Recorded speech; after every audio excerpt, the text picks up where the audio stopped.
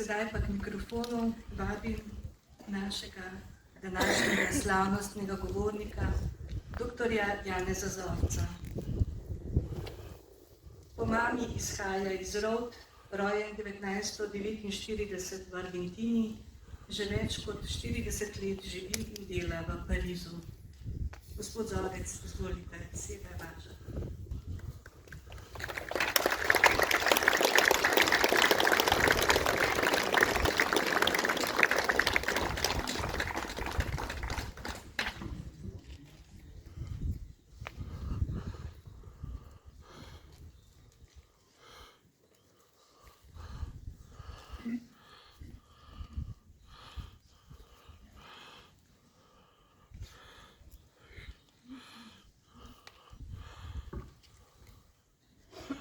Svobodni Slovenec, prestopi Jordan in pogumno prevzemi odgovornost nad obljubljeno deželo. Spoštovani, najprimernejše besede, ki bi jih morali slišati danes, ob 80. obletnici dni, ko sta mir in svoboda zasijala nad večjim delom Evrope, so tiste, ki so bili hkrati brutalno zatrte na naših tleh, zaradi grozot komunistične revolucije, njenega tiranskega barbarstva s pospešenim pokolom lastnega ljudstva pod hinavsko krinko narodosvobodilnega boja. Mislimo na pričevanja vseh tistih, ki so bili pred 80 leti sarkastično izločeni in izgnani v 3 nepričakovane svetove: smrt, tujino in lastno, ideološko odtujeno domovino, kjer so prizadeti boleče plačali zverinsko brezkompromisnih klavcev svojega ljudstva. Gre za domoljube, ki so okrepili vrste slovenskega eksodusa in jih danes skoraj ni več med nami, da bi polnomočno pričali o takratnih grozotah. To so Slovenci, ki jim je bila vzeta čast, dostojanstvo, spoštovanje in spomin. Gre za poštene ljudi, ki so stopili na križev pot, obremenjeni stigmo narodne izdaje zaradi nasprotovanja samooklicani oblasti komunistov. Gre za oblast, ki izvaja zločin proti človeštvu, to je delni slovenski genocid, saj gre za premišljeno in sistematično uničenje dela narodne skupine. Še danes je umorjenim odrečen dostojen pokop. Naknadno pa gnezdo barbarskih morilcev, ki se je znašlo na mednarodnem seznamu največjih zločincev prejšnjega stoletja, še ni sojeno. Nasprotno, sedanji ostanki preteklega režima in ponosni Titovi ideološki nasledniki, ki se jemljejo za epohalne prvorazredne Slovence, še vedno častijo s herojstvom Tita, Kardelja, Kiriča in mnogo njihove nesojene predaše, zadnje obstoječe člane te grezniške, okrutne in kriminalne zalege pa pokopavajo z vojaškimi častmi. Kot večkrat povedano in pisano, slovenski domoljubi so bili protirevolucionarji in edini resnični zavezniki zahodnih velesil, čeprav je njihova zvestoba bila izdana. Komunistična nelojalnost in kolaboracionistične narodne veleizdaje s Kominternom in z okupatorji, dopolnjeni z ropi in umori, pa so bila nagrajena. Edino bogatstvo, ki izdanim izgnancov ni bilo ne ukradeno in ne umorjeno in ki jim je omogočilo preživetje in premagovanje vseh nevarnosti, denarni, boleči in negotove prihodnosti, je bila njihova duhovnost, prežeta z ljubeznijo do domovine in neomajno zaupanje v Božjo milost. Prve dni strahu in negotovosti, sredi zablojenega nasilja in nebrzdanega ustrahovanja strani Tistovih gošarjev, je oblašila pomladna toplina, ki je prikrila realnost razsežnosti narodne tragedije, izpeljane po Titovem zločinskem načrtu. Po 4 letih trpljenja od norostja komunistov si nihče ni predstavljal, da bo to postalo trajno zlo, ki bo povzročila strahljive moralne škode in rane, ki še danes niso popravljene ali zaceljene. Tu in tam so delno objavljeni zapisi o tistih nesrečnih majskih dogodkih v Sloveniji, ki so črnili njeno zgodovino. Bežno podobo vzdušja tistih dni v Rovtah so med drugim opisala France in Antonija Kogovšek. Zahvaljujoč tem zapisom lahko na kratko obujamo spomine, ki so danes še toliko bolj zgovorni in pomembni, ker jih premnogi ne poznajo in ker v Sloveniji še naprej vlada nočna mora poveličevanja zgodovinskih laži, ki zastrupljajo kolektivno slovensko narodno zavest. Na hitro prisluhnimo pričevanjem rovtarskih beguncev s kratkimi povzetki njihovih dnev. France Kogovšek, takratni lugački glavar, ki je vodil begunce iz Rovt, je zapisal, petek 4. maja 1945. Titovci napredujejo iz Postojna, Planine in Ravtega proti Lugacu. Ob 19. uri sem se s kolesom odpravil v Rovte, prepričan, da se ne bom več vrnil. Okrog 22. ure je bil zavzet Logatec. Rovte so bile že polne begunce iz Logatca in Hotelevce. Sobota 5. maja. Vso noč smo pakirali stvari, saj smo vedeli, da bomo morali iz Rovt. Okoli pol dneva smo se odpravili proti Šentjoštu in od tam proti Gorenji vasi in Poljanski dolini. Nedelja 6. maja. Zjutraj smo civilisti po maši in zajtrku nadaljevali pot do Škofje Loke in se ustavili v Žabnici, kjer smo prenočili. V ponedeljek 7. maja smo ves dan potopali skozi Kranj proti Tržišču in naprej proti Ljubelu. Ker je bila cesta zelo obremenjena z vozili in pešci, smo se morali ustaviti in počakati. Okoli 2. ure zjutraj smo se prerinili skozi tunel, torek 8. maja. Okoli nas so se zbirali partizani in nam grozili. Ob 12. uri smo prečkali Dravski most, malo zatem so ga partizani zaprli. Ustavili smo se v Celovcu. Pobeg domobrancev iz Rovt je delno opisal Stanko Kunc, ki je bil 5. maja presenečen nad slovesom svoje matere. Bog ve, če se še kdaj gleda. Domobranski vod iz Rovt je v sredo po vojni krenil proti Kranju. Korakal je vse noč in se ustavil nekaj kilometrov pred Tržičem. Po prihodu v Tržič so začeli pokati partizanske granate. Sobota 12. maja so rovtarski domobranci prišli po Lidel in se od tam usmerili proti Dravi. V nedeljo 13. maja so prečkali most in kmalu prispeli v bližino Vetrinskega polja, kjer so angleški vojaki od njih zahtevali, da položijo orožje, s katerim je bila označena tragična izdaja zavestnikov, ki jih je hinavsko obsodila na smrt. Po 4 letih pisanja Antonija Kogovšek svoj opis bridkega romanja po svetu sklene z vprašanjem. Kakšen smisel ima to pisanje? Kdo bo to bral? Dolge večerje smo spremljali zgodbe naših staršev, ki se v vseh pogledih ujemajo z opisom v nedavno najdenih Antonijih zvestih in se tako seznali z njihovim uvodom v begunsko življenje. Neizogibno so se prepletala pričevanja o tragični izdaji zaveznikov in nevarnosti prodaji vseh beguncev v Titove roke. Po vrnitvi celotne slovenske narodne vojske in poleg naših domobrancev tudi velikega števila civilistov, moških, žensk, otrok in starcev se sprva ni vedelo nič. Neprespane noči v zasilnih bivališčih, šotorih, zatočiščih, na prostem, v premestitvah s Kroške, Vetrinsko polje, Tegec, Špital, Šentvid, Tuplini, Lichtenstein ali Podanija, v večletna taborišča v Italiji, Monigo, Forli, Servigliano, Senigalija, Bagnoli, Barletta, so se znašli v nenehnem strahu pred komunizmom in v skrbi, da se uredijo dostojno življenje. Begunci so te dneve preživljali v goreči molitvi, organiziranju šol, gimnazije, kulturnih in športnih dejavnostih, da se tako postopamo zavedali končne resnice svoje begunske usode, kjer je izginila možnost vrnitve v domovino. To zavedanje je krepilo tudi prepričanja, ki so utrjevala slovensko zavest pri beguncih v tujini. Takole piše dr. Tine Debeljak.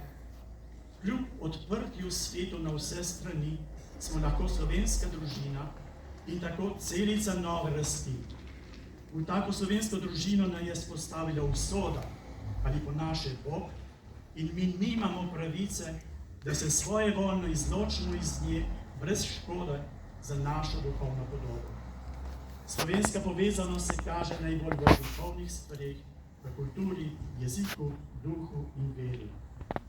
V tem istem navdihu so begunci izkoristili ponujenost svobodo izražanja, da so brez ideoloških ovir predstavili resničen okvir medvojnih in povojnih dogodkov, ter tako prispevali prvim verodostojnim opisom dela slovenske zgodovine, ki ga nekateri še danes ne prepoznajo ali pa ga namerno izkrivljajo.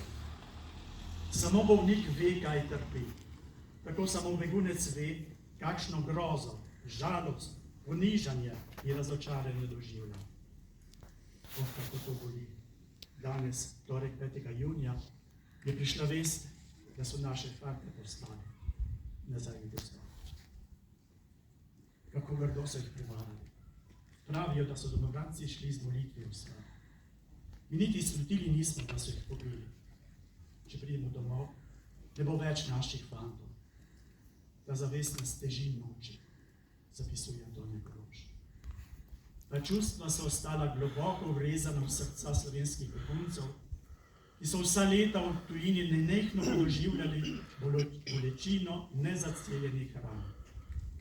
Prepričan sem, da je bila v njihovih zadnjih izdihljajih prisotna misel: o moj Bog, kako prepenim posluh. Pesnik, tolmač duha, ima boljše možnosti, da se približa izkustveni resničnosti. Takole je Jeremija Kalin, begunec, salmodiral ob teh dogodkih. In vstal je človek iz teh gadih prividov in moji deželi dvignil upor, iz upora išel kot krvav matador. Čez grušč domovino se pretegnil je gad in ljudstvo v vezek se mu plasi pod tron, strmil visoko dvigneno knuto, strmil svojo kri pod pluto, strmil svobodo sesuto. Gospod, kdo bo obstal še ta dan? Prižgi nam nove nade, naj obstane naš brod, ves v Bog na tvojo milost pripet. Odpravil si nam krhki domači breg spod nog, odmaknil očil plenine, gorice in ravnine, mesta in trge naše vasice, potoke in reke, studence in vrzice. V srcu si pustil za najbednejši dan tolažbo, brezmadežno devico in sina, da romata z nami, po mati in družina. Naše srce je prazno in osamljeno, ranjeno, strto, razbito. Napolni ga Gospod svojim ognjem nevedno. V tesnem prostoru naj brezmejnost čuti moč tvoje ljubezni in silo zaščite, s katero ravnaš nam naše usode. Naš glas, glas zanamce, kateri usiljena domovina je svet, je komaj zastrt odmev glasov naših preizkušenih prednikov, ki bi danes bolj kot kadarkoli z gorečimi grli kričali proti ideološkim iluzijam, žal še večjih domoljubov, ki so v nas vlili ponos biti Slovenec in katerim sledi že tretja generacija uspešnikov in marljivih gojiteljev ljubezni do Slovenije, ki svetu strežejo vcepljeno žlahtnost slovenskega duha.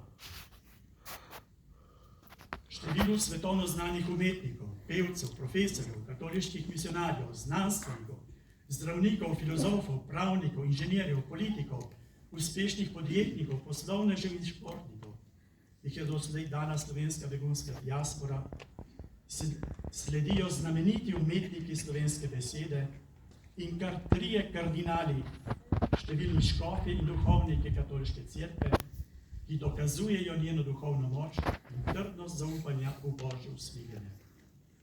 To so svojci žrtev Titovega grozodejstva, na katere današnja slovenska zakonodaja s histerično vnemo radikalnih levičarskih fanatikov še vedno pečati stigmo velezaje, žrtvom nasilja pa prepoveduje spomin in spoštljiv pokop. Kristus, naš kronani kralj, podaj nam roke vpijoče spet meč razbeljen s tvojim žarjem, da planemo z besedo kot z viharjem domov v sit tvoje vekovite slave, v zaton rdečega zvezdnega blišča, stopi ograd na naših prošenj, lesko, pridi k nam tvoje kraljestvo. Del sija te večne slave nedvomno predstavlja slovenska država, ki je pravi božji dar in za slovenske begunce nekakšna alegorija vstajenja po križevem potu, ki so ga doživeli. Samostojnost slovenske države pa je še vedno omadeževana z zatiranjem svoboščin, ki je plod levičarske upravitve države, zlorabo spolitiziranega sodstva za inkvizicijo izločitev drugačnih mislečih, ter nič manj učinek oblačila intelektualnega terorizma, ki si jo z vso večjo vnemo nadeva sedanja slovenska oblast. Iz te miselnosti izhajajo prividi politične korektnosti, z rastjo novega enoumja v času, ko bi morala prevladovati demokracija in svoboda duha. Pod to preobleko se njen zloščen nastop prelija v ideološko nestrpnost in pristransko okrnjeno spoštovanje človekovih pravic. Na silo pa vsiljuje nove in zmotne pojme o človečnosti in o družini, ter oddaljuje družbo od moralnih, etičnih in verskih vrednot. Z uvajanjem memoricida, se pravi umora spomina, uničevanjem kulturne dedišče in posmehom državi, namerno uničuje narodno identiteto. Tako se razgalja tiranija v polnem pomenu besede, tista, ki se hoče predstaviti z nekim progresivnim konsenzom, čeprav spodbuja nihilizem in desakralizacijo človeškega življenja, z uvajanjem kulture smrti s splavom in eutanazijo, istočasno pa podpira nove woke in LGBT ideologije, ki smatra spol za družbeni konstrukt in vodita v dekonstrukcijo družine in družbe.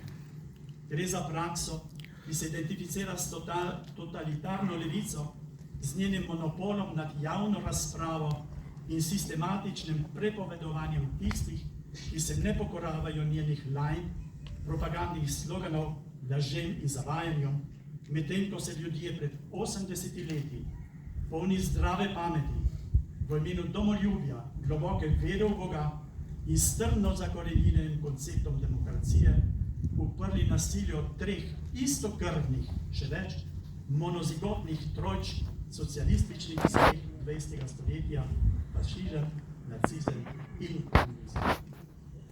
Kakšno presenečenje bi morali prestajati begunci, ki danes prihajajo v Slovenijo, kjer bi jih domovina sprejela z oblastjo, ki ustvarja razredne nasprotnike, politični razkol in s tem izključevanje in sovraštvo. Z neskladjem med ukinitvijo demografskega inštituta in ravnodušnem dopuščanjem množične etnične zamenjave prebivalstva, z ilegalnimi migranti, kar ustvarja večkulturno in večvrstni družbeni razkol, kar pomeni večkonfliktno družbo, ter vodi v zaton slovensko identiteto. S prevlado anahronične ideologije nad realnostjo, ki opravičuje lažno obravnavanje zgodovine v službi politike, s podporo anarcho-komunističnemu početju nekaterih nevladnih organizacij, z levičarsko elito in globoke države, današnja prava slovenska leviatana, ki uničujeta Slovenijo in jo spreminjata v mafijsko državo, z obnašanjem sodniške kaste v službi izrojene levice, ki ustvarja brezpravno državo in odceplja nezaupanje pravosodnemu državnemu organu, trenutno najslabšemu v Evropi, žalostnemu uresničevanju distopije, ki je slovenski državi povzročila vse splošni nered in zastoj. V vrhuncu razočarani pa se uvrščajo ukinitev muzeja osamosvojitve, prepoved dneva spomina na žrtve komunizma in v nebo vpijoča vzdržana zamuda pri pokopu teh žrtev, ter nadvse perverzna uvedba zakona o javnem redu in miru. Moj oče, ki je bil priča pogajanjem med Nemci in slovenskimi komunisti o medsebojnem nenapadanju in pridobivanju nemškega orožja, in ki je zapisal: Moj ponos je, da sem bil domobranec. Bi te ukrepe proti zdravi pameti, ki zvenijo kot prave psovke proti slovenskemu narodu in države, zagotovo danes ne mogel prenesti. Zaprtje muzeja je dokaz, da je sedanje državovodstvo slovenske države enostavno sram, čeprav paradoksalno, zaradi političnega okrevanja si drzne zagovarjati razcvetitev komunistične revolucije, prežete z izdajo in zločine proti lastnemu ljudstvu, kot precedens za slovensko neodvisnost, in kljub dokazljivemu dejstvu, da so somišljiki in mentori današnje vlade njej skrbno nasprotovali pred 35 leti. Prepoved dneva spomina pomeni, da se te oblasti norčujejo iz več kot 700 morišč, ki so jih njihovi politični predniki z načrtovanim in okrutnim ubijanjem povnili. Zakon o javnem redu in miru razkriva hinavsko izkrivljene zgodovine, ukinja možnost žalovanja za žrtvami komunističnih pobojev, med in po vojni in zapoveduje odpis iz narodne skupnosti nad več 10.000 domobrancev in civilistov. To je število slovenskih žrtev, ki so jih zagrešili Titovi komunisti, ki je za pomembni velikostni red višje od tistega, ki so ga povzročili okupatorji. Dostojevski je trdil, da je ateistični socializem mravljišče zaradi pomanjkanja duha, odsotnosti odnosa z dušo in nagnjenosti k nasprotovanju, namesto da bi se ukvarjal s političnimi predlogi in ustvarjanjem. V primeru komunizma iztrebna izraz ateističnega socializma Václav Havel ugotavlja, da je laž njegov izvirni greh in vodilno načelo vse njegove dejavnosti. Iz tega sledi, da se komunisti razglašajo za slovenske odpornike proti italijanski, nemški, mađarski okupaciji, čeprav je njihovo zablojeno revolucionarno delovanje zaznamovano sramotno kolaboracijsko veleizdajo. Okupacija je nedvomno služila komunistom. Kot kažejo dejstva, se je za izvajanje revolucije in nasilni prevzem oblasti komunistična kolaboracija z okupatorjem skrbno vzdrževala ves čas druge svetovne vojne. Hkrati pa so si ti kolaboranti prilastili ekskluzivno pravico do navideznega boja proti okupatorju z ukazom smrtne kazni za vse prave upornike izven komunističnih vlad. Po 35 letih se močno povečuje število Slovencev, katerih obraza razsvetljuje zavest, da je duh resnice tisti, ki lahko dokončno premaga laž in da ta zavest terja dejanski odpor, ki se danes nekako udejanja v množičnih demonstracijah proti vsesplošnim zlorabam oblasti in politično nastrojenim krivosodjem. Da je danes nekaj gnilega v državi slovenski, ni nikomor več neznanka. Voditelji države kolebajo med nesposobnostjo, površnostjo in resnostjo, zadirčno primitivnostjo, zavajajočo sprenevedanostjo, nedoslednostjo, korupcijo in kleptokracijo, država pa zastaja, razpada moralno, kulturno, gospodarstvo in demografsko, ter postaja zaostali član Evropske unije in tarča zasmehovanja in vse splošnega nezaupanja zaradi ideološke zaslepljenosti, ki hkrati uvaja zmedeno in neskladno zunanjo politiko in kaže na popolno pomanjkanje strategije za dobro umeščanje Slovenije v mednarodni skupnosti. Ta razpad pa spremlja namensko vzdrževanje upad narodne zavesti. 80-krat smo slišali že pogrebni zvon, ki nas opominja na svetost slovenske zemlje. Blagoslovljenje s posejanimi mučeniškimi domobranci, ki so se za Boga, svobodo, narod in domovino pogumno borili in končno zanje tudi darovali svoje življenje. 80 let pa se na ta dar odgovarja z mlačno, neodločno, strahopetno, pseudodiplomatsko držo, ki se ne drzne hinavskim uzurpatorjem države ostro predstaviti pravične in neovrgljive zahteve, da država izvede presečno dejanje civilizacije spoštljivim pokopom naših očetov, mož, bratov, sester, sorodnikov in znancev slovenskega podjetja. Glede tega civilizacijskega vprašanja je pomembno čestitati gorečima zagovornikoma moralne in zgodovinske resnice, slovenskih evroposlanki Romani Tomc in zgodovinarju dr. Matiji Ferencu, ki sta v zadnjem času dosegla izjemen preboj v mednarodnem razumevanju slovenske tragedije, s čimer je Evropska skupnost vzpostavila zahtevo, ki se prevaja v obveznost slovenske vlade, da sprejme ukrepe za udejanjanje spoštovanja in pokopa žrtev komunizma. Vidimo pa, da ideološko zveližena vest današnje slovenske oblasti postaja nedovzetna za civilizacijsko ravnanje in cinično neobčutljiva do teh žrtev. Opazimo pa tudi, da premnogi Slovenci še vedno nosijo obraze, ki odsevajo izraz Rembrandtovega romarja iz Emausa, močno oblikovanega s prepletom čustev in narodnih in notranjih nasprotij. Izčrpan od tesnobe in utrujenosti je romar, ki začudeno gleda Kristusov lik, v katerem bi lahko prepoznal odrešenika, če bi se le dovolil trenutek tresnega in pogubnega premisleka. V slovenski različici romarja iz Emausa je tesnova jasen izraz krivde individualizma, s katerim del naroda utrjuje predvezo za dvom o ponujeni možnosti svobode. Ta predveza mu pomaga, da lažje prikrije svojo brezbrižnost do skrbi za vzajemnost in odgovornosti za obrambo skupnega dobra. Neupravičeno je vznemirjen, ker si ne upa priznati, da izbežnega obrisa odrešitvene obljube vznika zarja, ki jo prinaša začetek neizogibnega sesutja levičarske ideološke konstrukcije, speljane na lažnivih in zavajajočih temeljih. Slovenski romar noče sneti oklepa obupa nad razcvetom svobode, ker se je obupa navadil zaradi visceralnega strahu pred zanemarljivim številu tiranov na oblasti, ki bo ga je sicer vcepilo dolgotrajne zaničevanje in pomanjkanje svobode.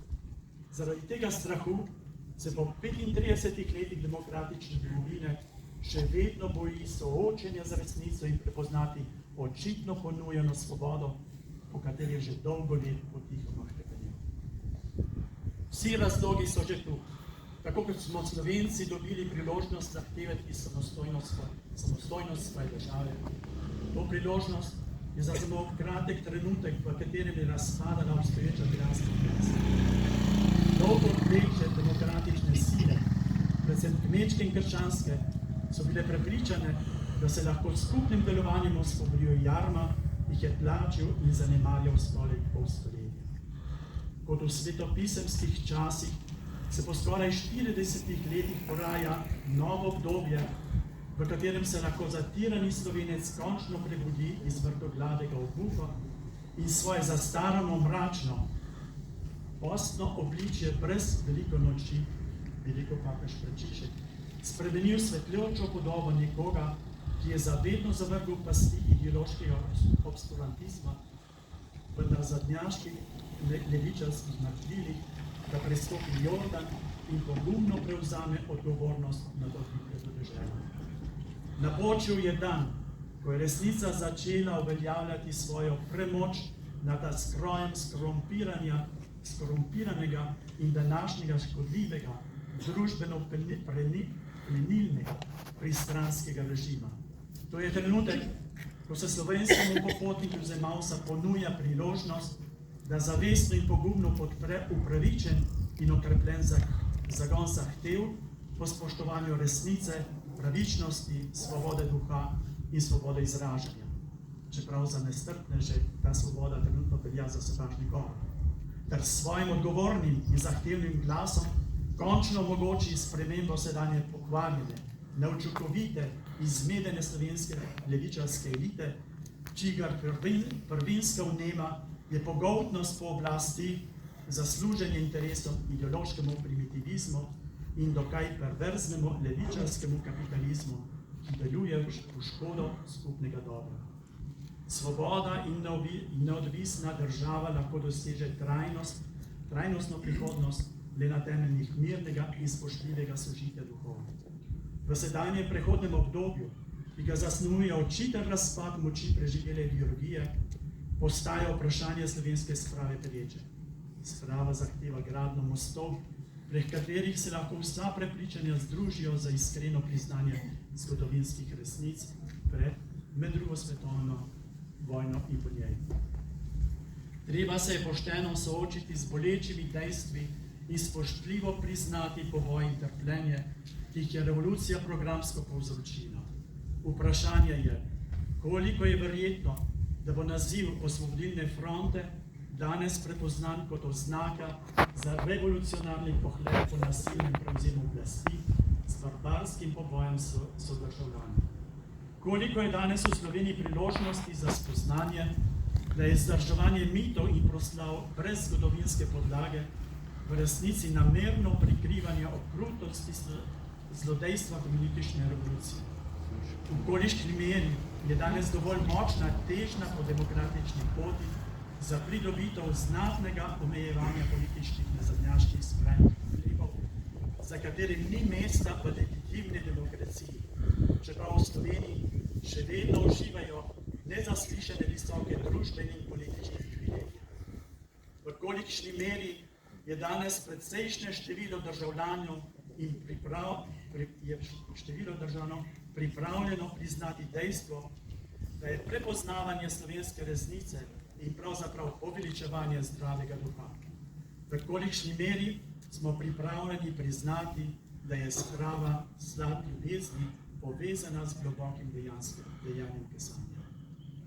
Jaz, ki sem krst in kri in duh, beseda, poslanje in večno kraljevanje, svoj prst polagam na delovanje, oprane od vode in krvi. Ganile so moj sluh in odmaknil sem mojo jezo, z ljubezni mojo novo zavezo nagnem nad vas. Ta kost mojemu prestolu med vami podstav, ta kost moji roki žezlo stav, ta kost mojemu glasu piščal. Naj skozi v vaših zemskih stisk bolečino buči moj duh kot velikonočna struja, ki Golgoto stresa in mrtvece obuja, in sleherno srce in vso domovino naj požene iz jokov v moj zmagoslavni vrisk. Aleluja!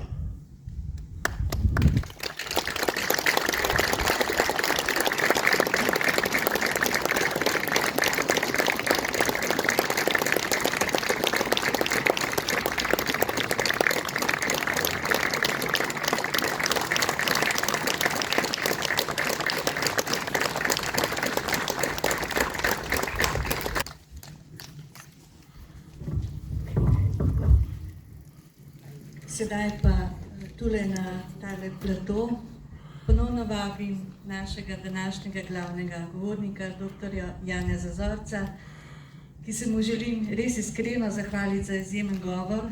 On je namreč posebej priletel iz Pariza prav za današnjo slovesnost in vam želim izročiti eno skromno darilo.